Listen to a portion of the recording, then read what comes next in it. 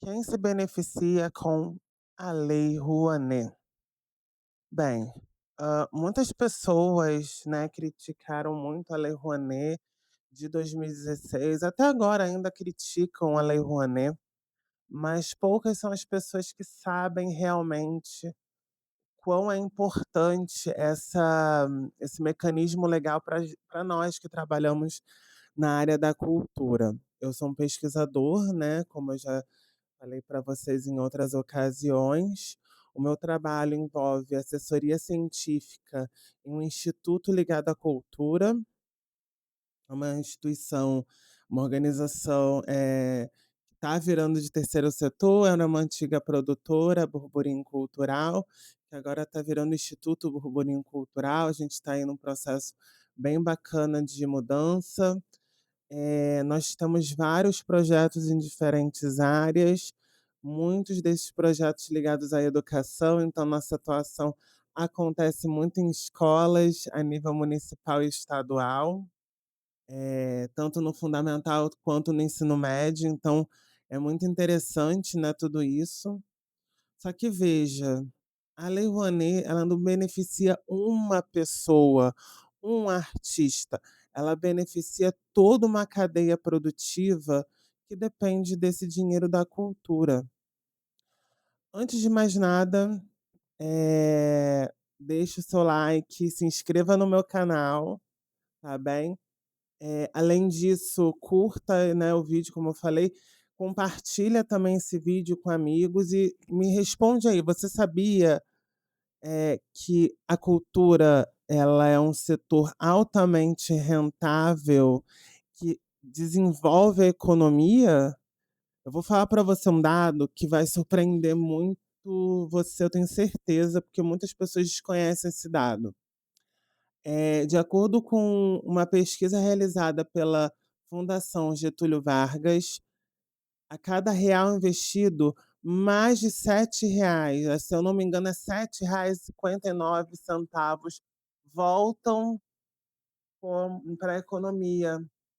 Veja, isso só da Lei Rouanet.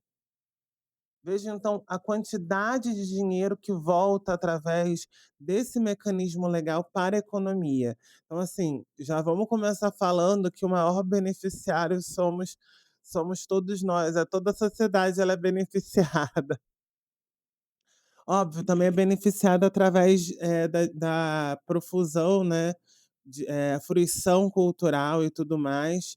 Poderia usar esse como meu principal argumento até o final do vídeo, mas eu vou focar muito a minha fala é não necessariamente só nesses dados econômicos, mas também, que eu acho que são dados importantíssimos, a gente precisa lembrar que isso significa um grande impacto na nossa economia, isso significa que a Lei Rouanet não para esse dinheiro que eu, como eu já falei em vídeos anteriores, não é um dinheiro público, ele é um dinheiro de renúncia fiscal. Aí eu vou repetir novamente, lembrem de como funciona o plano de saúde de vocês. Vocês não pagam um valor de plano de saúde todo mês e no final do ano, né, no ano seguinte, vocês vão pagar o imposto de renda, vocês não deduzem um valor ali baseado no plano de saúde? A mesma coisa acontece com a cultura. Você investe na cultura, você vai investindo pouquinho em pouquinho o ano inteiro, no ano seguinte você deduz do imposto de renda.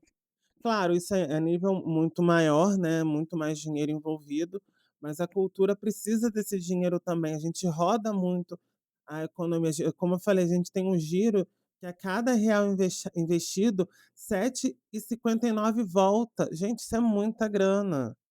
E é importante lembrar que os funcionários, né, de empresas, de institutos, de instituições, de organizações sem fins lucrativos, de organizações sociais, e tantas outros tipos e maneiras, né, tanto de organizações que de cunho privado, que existem, cara, é é é muita gente envolvida só, né, nesse corpo, né.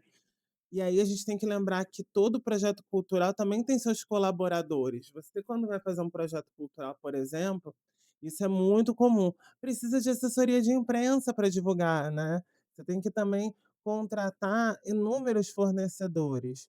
Ó, vou dar um exemplo para vocês. Para a gente fazer, por exemplo, um projeto de cunho educacional, a gente tem que ter consultoria pedagógica, tem que ter advogados, tem que ter contabilidade, tem que pagar assessoria de imprensa, tem que pagar os fornecedores, de peças gráficas, tem que pagar produtores locais, caso tenha, né, o evento ou o projeto seja realizado em um outro estado, por exemplo, porque tem muitos projetos, culturais que eles não são realizados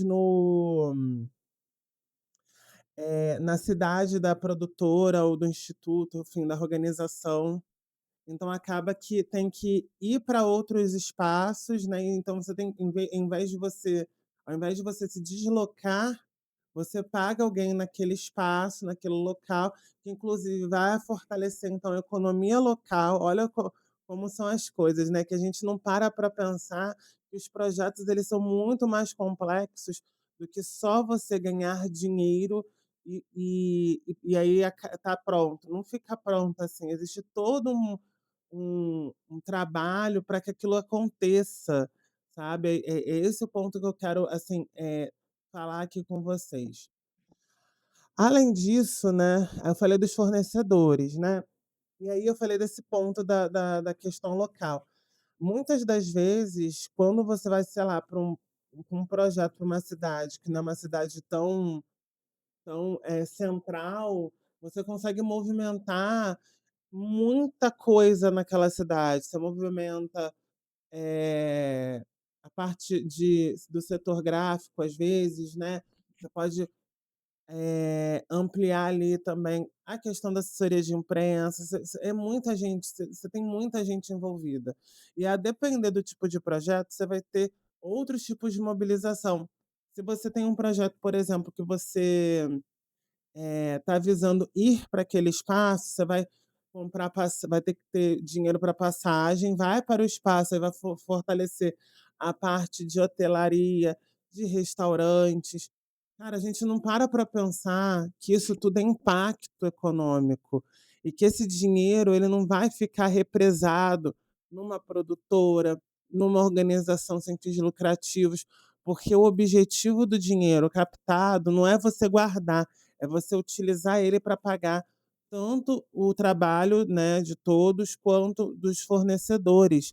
E não existe isso de ficar restando, tá. Vocês podem ver, por exemplo, eh, esses dados tem, se eu não me engano, no Versalic, né, eu falei isso para vocês, né. Você tem os valores ali que são solicitados e os captados. Muitas vezes tem muito projeto que precisa ter um orçamento muito maior, capta, sei lá, metade daquele valor, e ele acontece mesmo assim com as mesmas entregas, porque a gente faz o quê? A gente faz todo uma forma ali de malabarismo para conseguir dar conta de tudo, né. Às vezes a gente tem que pedir readequação também, porque isso é uma coisa muito comum. As pessoas, né, que trabalham na área da cultura têm que readequar o projeto à realidade dos valores captados. Às vezes diminui-se o projeto é muito diminuído, e aí perde-se muito do impacto que poderia, causar, né. E aí entra num outro ponto que eu quero falar, que eu acho que é importantíssimo, que é a questão do impacto social e do desenvolvimento humano que os projetos culturais têm, né. A gente está falando de objetos artísticos, objetos que sensibilizam o público, né, e que de forma muito além da compreensão, muitas vezes, a gente consegue ali resultados que a gente não estava esperando. Eu faço, como eu falei para vocês, eu faço parte da assessoria científica, né, faço pesquisas, aplico questionários e tem respostas tão lindas e sensíveis dos nossos beneficiários.